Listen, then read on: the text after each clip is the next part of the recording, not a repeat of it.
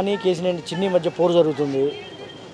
పెద్ద ఎత్తున విమర్శలు చేసుకుంటున్నారు స్వయంగా అన్నదమ్ములు. ఏంటి పరిస్థితి ఏంటి?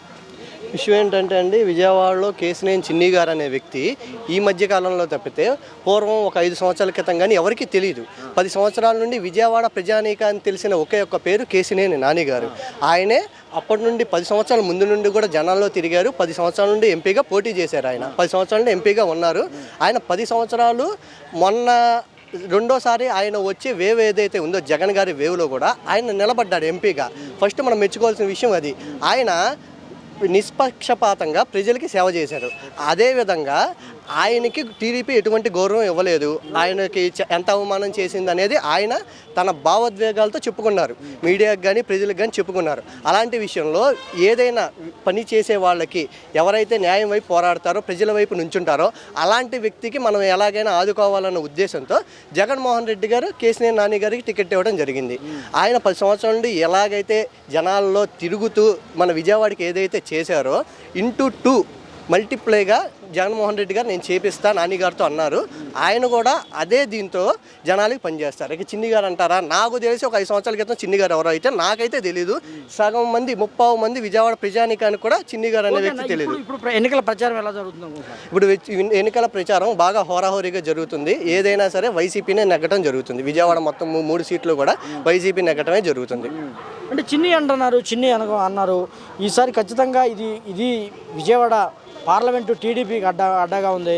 2 సార్లు గెలిచింది, 3ఓసారి కూడా నేను గెలవబోతున్నాను. మీరు ఫస్ట్ ఏదైతే పార్లమెంటు టీడీపీకి అడ్డాగా ఉందన్నారో అది చాలా తప్పు విషయం. పార్లమెంటు టీడీపీ కాదు, కేసినేని నాని గారికి అడ్డాగా ఉంది. ఆయన ఇప్పుడు వైసీపీలో వ్యక్తిగతంగా, పార్టీ పరంగా కాకుండా వ్యక్తిగతంగా ఉందంట. వ్యక్తిగతంగానే ఉంది. ఆయన చేసిన పని వల్లే ఉంది. అందుకని ఆయన టీడీపీలోకి వచ్చారు. ఏదైతే విజయవాడ ప్రజానికం జగన్మోహన్ రెడ్డి గారి వెనక ఎలాగ ఉందో నాని గారి వెనక అలాగుంది. టీడీపీ వైపు అయితే లేదు. ఒకవేళ రేపు కేసినేని నాని గెలిచాడు అనుకోండి, అది పార్టీ వల్ల అనుకుంటారా వ్యక్తిగతంగా వల్ల?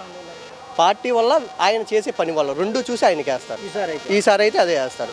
ఎందుకంటే జగన్మోహన్ రెడ్డి గారు ఎలా హార్డ్ వర్క్ చేస్తారో నాని గారు కూడా అలాగే హార్డ్ వర్క్ చేస్తారు. ఇద్దరు హార్డ్ వర్క్ విజయవాడ అభివృద్ధికి చాలా దోహదపడుతుంది. అది ఖచ్చితంగా వైఎస్ఆర్సీపీ జెండా ఎగురుతుందా? పక్క విజయవాడ మొత్తం వైఎస్ఆర్సీపీ జెండా ఎగురుతుంది పార్లమెంట్లో. మరి 7 సెగ్మెంట్లు కూడా నిష్పక్షపాతంగా జనాలందరూ వైసీపీ వైపే ఉన్నారు.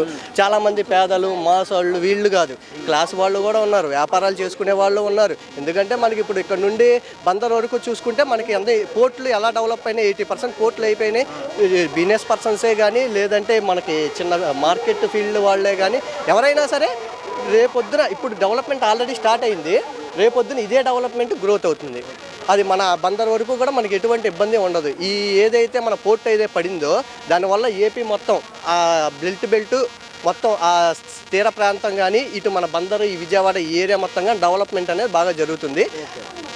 నిజం చెప్పాలంటే పేదవాళ్ళు, మాస్ వాళ్ళు అనే మాట చాలా తప్పు. ప్రతి ఒక్కళ్ళు, మధ్యతరగతి వాళ్ళు, ఉన్నవాళ్ళు, వ్యాపారస్తులు అందరూ కూడా జగన్మోహన్ రెడ్డి గారి వైపే ఉన్నారు.